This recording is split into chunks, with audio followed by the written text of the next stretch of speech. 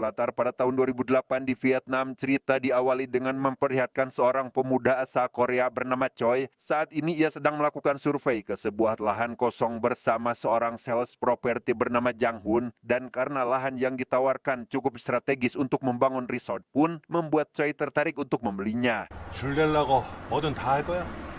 Tak lama, rekan-rekan Jang Hun datang untuk mengajak Choi bertemu dengan bosnya yang bernama Hae Sang. Di sana Choi mau-mau saja bertemu dengan si Hae Sang karena beranggapan jika mereka sudah cukup dekat tanpa sadar jika saat ini dia akan mendapat masalah besar.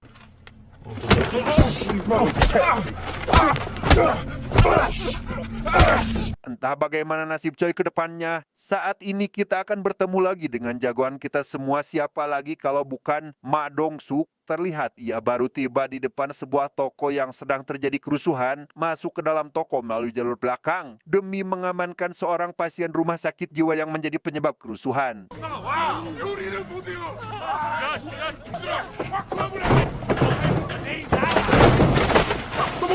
Karena ketahuan, Ma Dong-suk pun lekas mengalihkan perhatian si pasien agar rekannya dapat mengamankan Sandra, dan karena pasien tersebut sulit ditenangkan, ia pun terpaksa menggunakan kekerasan pada pasien tersebut. 잘 내려오라고.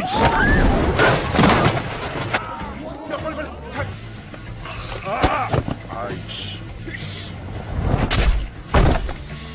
Aksi heroiknya membuat Ma Dong-suk viral bahkan masuk ke dalam berita koran. Tentu saja hal itu sangat membuatnya bangga. Namun tak lama, atasannya yang tiada lain adalah Jun juga datang ke kantor setelah mengikuti rapat penting dengan Pak Komisaris, yang mana hasil rapat itu Jun dan satu orang dari timnya harus berangkat ke Vietnam untuk membawa seorang buron. 아, 그거 있다 아닙니까? 작년에 그 가리봉도 금방 턴 새끼들. Di sana Jun menjelaskan jika ini adalah tugas khusus, yaitu membawa pulang Jang Hun ke negara ini karena ternyata Jang Hun yang merupakan buron paling dicari kini telah menyerahkan diri ke kantor kepolisian Vietnam, dan Ma Dong-suk adalah satu-satunya polisi yang cocok untuk tugas ini. Singkat cerita, mereka berdua pun tiba di Vietnam dan langsung dijemput oleh petugas konsulat bernama, kita panggil saja si wakil. Tidak langsung pergi ke kantor, mereka melipir ke warung pinggir jalan untuk mengisi perut yang keroncongan. Saat sedang makan itulah, mereka dihampiri dua pria asal Korea yang salah satunya adalah kenalan Ma Dong-suk bernama, kita panggil saja Igun. Curiga jika tujuannya ke negara ini adalah untuk menangkap seorang penjahat, Igun mengingatkannya agar mereka berhati-hati. Selain polisi Korea tidak mempunyai kuasa di negara ini, mereka juga harus berhati-hati pada gangster yang nyatanya jauh lebih berbahaya daripada aparat penegak hukum. 서비스는 강나요. 어디로 올라가? Keesokan paginya, Ma Dong-suk pun menemui Jang Hun untuk bertanya terkait alasannya menyerahkan diri, yang karena pria itu tak kunjung memberitahu, ia pun meminta atasannya untuk menutupi kamera CCTV, bukan untuk bisik-bisik tetangga, melainkan untuk menginterogasinya dengan cara seperti ini. 귀를 하나.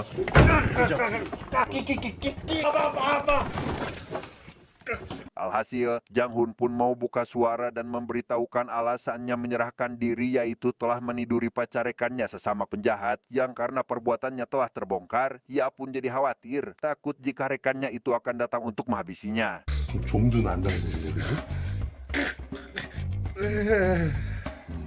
Mendengar hal tersebut, Ma Dong-suk lekas menanyakan alamat rumah si rekan yang dimaksud untuk sekalian menangkapnya. Namun setibanya di lokasi, ia dan Jun mendapati orang itu sudah tewas dengan luka sayat di lehernya.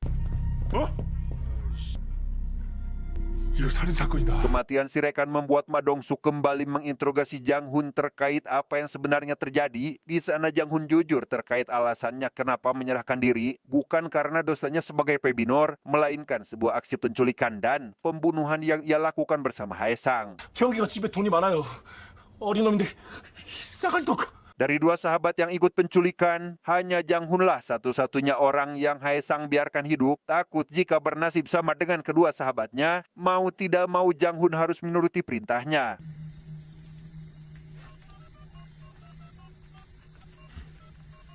Setelah mendapat uang tebusan dari keluarga Choi atau orang yang telah mereka culik, sejak hari itu jugalah ia tidak bisa tidur nyenyak lagi, merasa resah, gelisah, gundah gulana, seolah ada pihak lain yang mengincarnya. Sadar jika di luar tidak aman lagi, maka ia pun memilih di penjara daripada harus mati di luaran sana. 정도도 분명히 강희상이가 준 겁니다. Untuk memastikan kebenarannya, Ma Dong-suk pun meminta Jang Hun agar memberikan alamat tempat dikuburnya para korban setelah menghubungi Hong dan memintanya agar mencarikan informasi terkait latar belakang Hae Sang. Ia dan atasannya pun pergi ke lokasi sesuai alamat yang diberikan dengan si wakil yang juga ikut membantunya.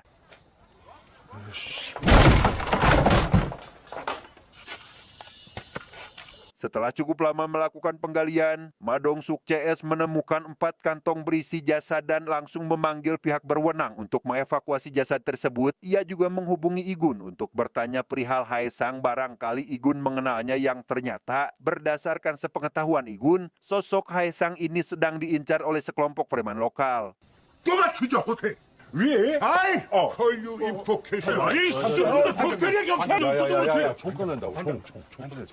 Tanpa memperdulikan aparat setempat yang marah-marah, Ma Dong-suk dan atasannya lekas pergi dari sana untuk mencari si preman lokal yang dimaksud. Di waktu yang sama, kita akan melihat para pembunuh bayaran asal Korea sewaan orang tua Choi berniat untuk mengambil kembali uang tebusan yang telah diberikan kepada Hae Sang. 강혜상이 오늘 아침에도 나간 걸 봤습니다. 자, 다올라.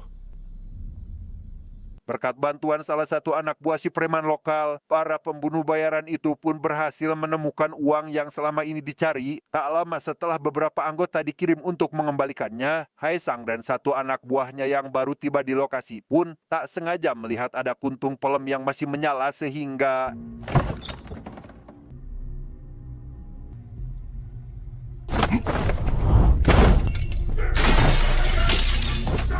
ya, setelah menghabisi satu pembunuh bayaran, Hae Sang harus terlibat perkelahian dengan beberapa anggota pembunuh bayaran yang tersisa. Meski hanya 2 orang saja, ia dan rekannya dapat menumbangkan mereka semua sampai akhirnya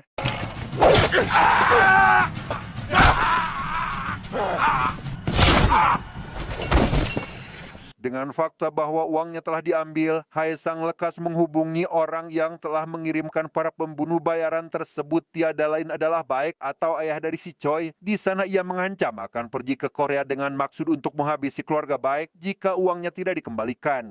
아니면 내가 한국 갑니다.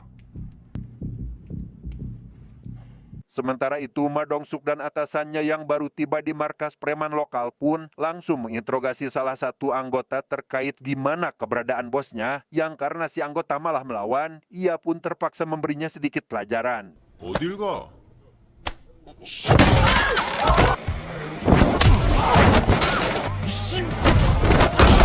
까불고 있어.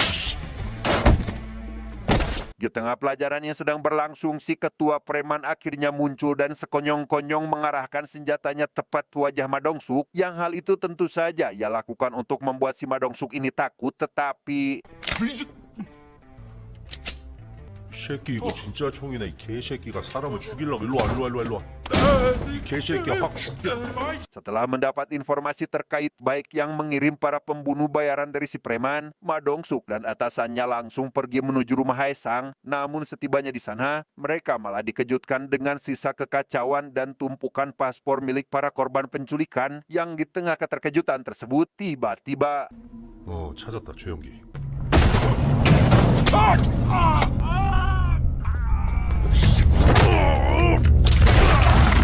ya, Jun diserang oleh Hae Sang hingga terkapar. Sadar jika orang tersebut adalah Hae Sang, Ma Dong-suk yang tidak ingin kehilangan kesempatan pun langsung bergegas untuk menangkapnya.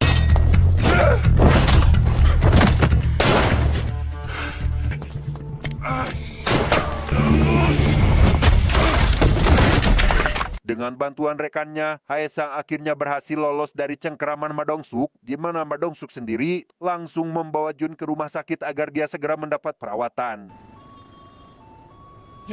Baru saja sebentar di rumah sakit, Ma Dong-suk dan atasannya malah mendapat berita buruk terkait mereka yang akan dideportasi dari si wakil bukan tanpa alasan. Setelah melakukan pelanggaran seperti investigasi tanpa izin, tentu saja membuat pihak kepolisian Vietnam sangat geram. Namun meski begitu, mereka akhirnya menerima deportasi tersebut karena berdasarkan informasi dari si anak buah yang tertangkap, Hae Sang juga akan pergi ke Korea, sehingga mereka memutuskan untuk pulang kampung saat itu juga. 오케이, 렛츠고, 렛츠고, 렛츠고.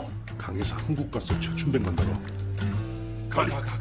Dengan ditemani rekannya yang bernama Donggun, Ma Dong-suk pergi menemui ketua geng isu tiada lain adalah ketua Jang, di mana maksud kedatangannya ke sana adalah untuk menanyakan apakah dia mendapat informasi terkait kapal yang baru sampai di pelabuhan, dan jika ada, maka besar kemungkinan Hae Sang sudah sampai di negara ini.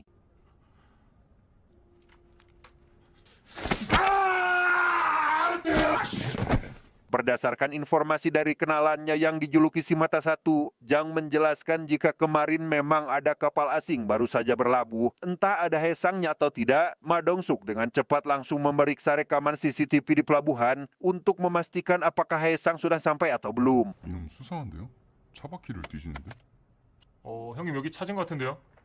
Ya, akhirnya mereka menemukan Hae Sang pada salah satu rekaman CCTV. Sadar jika tujuan Hae Sang adalah keluarga baik, mereka langsung memulai pencarian dengan mengunjungi rumah duka tempat Choi bersemayam, bukan untuk melayat, melainkan untuk memantau dan mencari keberadaan Hae Sang saat ini. 데려와 주신 형사님이시죠? 예. 고맙습니다. Saat sedang makan, Ma Dong-suk sadar jika kebanyakan pelayat adalah para gangster sewaan baik untuk melindungi keluarganya. Selepas dari sana, ia lekas pergi menemui Donggun setelah mendapat informasi terkait bangkai mobil yang baru saja Hae Sang gunakan. 안 나온다는데 주변에 CCTV도 없고 애 좀 먹겠는데요. Di waktu yang sama, Hae Sang diam-diam mulai menjalankan aksinya dengan menyamar sebagai salah satu anggota pembunuh bayaran. Namun kekacauan seketika terjadi tatkala Baik berhasil membongkar penyamarannya.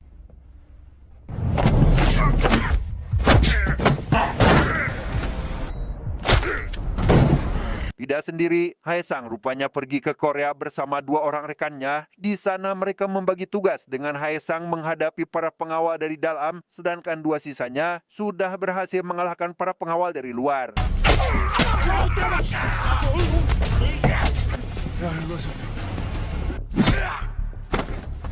Meski hanya bertiga saja, Hae Sang berhasil menculik Baik dan membawanya pergi entah kemana. Sadar jika Baik telah diculik, Hong atau polisi yang bertugas untuk mengawasi CCTV pun langsung menghubungi rekan-rekannya untuk mencegat mobil yang dikendarai Hae Sang ke tepi.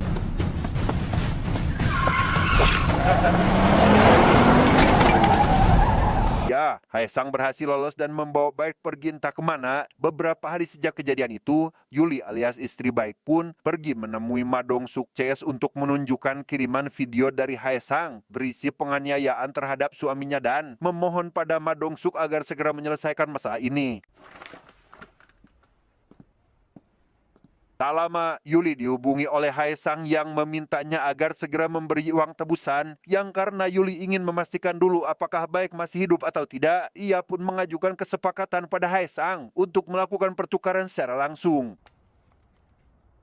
고생하셨습니다. 물 한잔 하세요. Singkat cerita, esok pagi pun Caang, dengan ditemani Jang selaku supir yang ditugaskan oleh Ma Dong-suk, Yuli pun berangkat menuju lokasi yang sudah ditetapkan. Dalam perjalanan, ia kembali dihubungi oleh sosok itu yang kali ini meminta Yuli untuk memutar arah beberapa kali demi memastikan jika Yuli tidak meminta bantuan para polisi.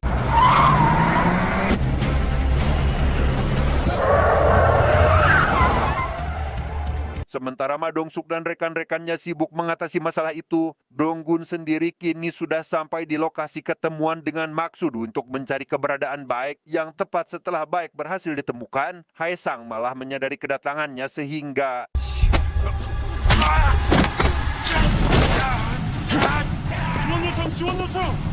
ya, Setelah penikaman Donggun, Haesang pun langsung melarikan diri dari sana. Tepat setelah Haesang pergi, muncullah para polisi yang langsung mengamankan baik serta memanggil ambulan agar Donggun segera dilarikan ke rumah sakit, di mana Haesang sendiri meminta anak buahnya agar membatalkan rencana mereka karena saat ini polisi sudah mulai mengincarnya.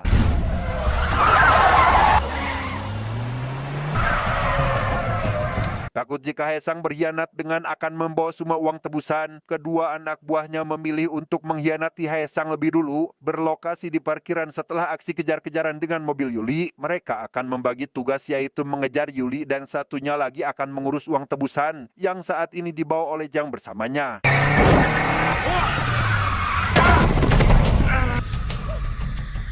Yuli sendiri saat ini berada dalam kondisi terdesak akibat dikejar terus-menerus oleh anak buah Haesang. Di sana Ma Dong-suk datang tepat waktu dan berhasil menyelamatkan Yuli dari kematian.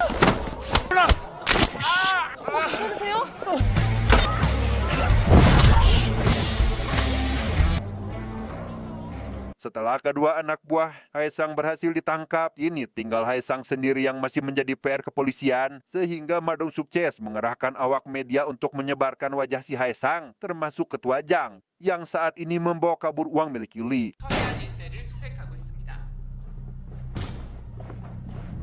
Singkat cerita, malam pun poek. Terlihat Jang saat ini sudah berada di pelabuhan karena dia berniat kabur ke negara Cina. Setelah melakukan negosiasi dengan kenalannya yaitu si Mata Satu, ia dihampiri oleh seseorang yang ditugaskan untuk menjemputnya tanpa sadar jika saat ini Haesang sudah mengintainya dari kejauhan. 어이. 야, 어이, 개새끼야. Ya, Haesang pun berhasil merebut koper berisi uang tanpa mendapatkan perlawanan. Tapi meski begitu, ia terpaksa harus mencari tempat aman sementara waktu karena saat ini area pelabuhan sedang dijaga ketat oleh pihak kepolisian dan Haesang mau tidak mau harus naik bus umum untuk pergi dari sana.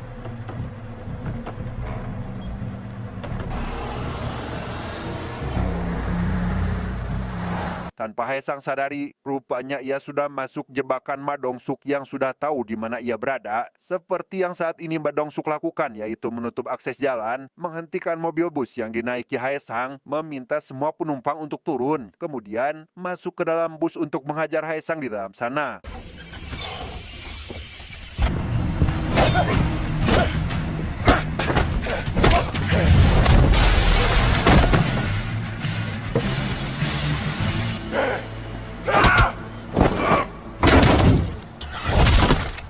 Setelah Ma Dong-suk berhasil melumpuhkan Haesang, ia lekas pergi dari sana dan membiarkan Jun CS menangani sisanya. Bukan apa-apa, hal itu sengaja dirinya lakukan karena tidak ingin diomeli akibat kekacauan yang terjadi di tempat ini. 아이 저 씨, 범인장을 하니까 사람을 송장을 만들어놨네.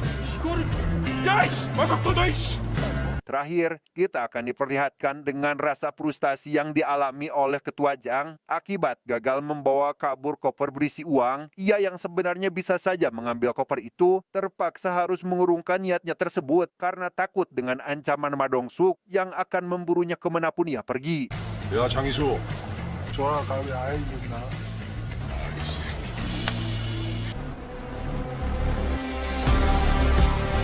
Tamat.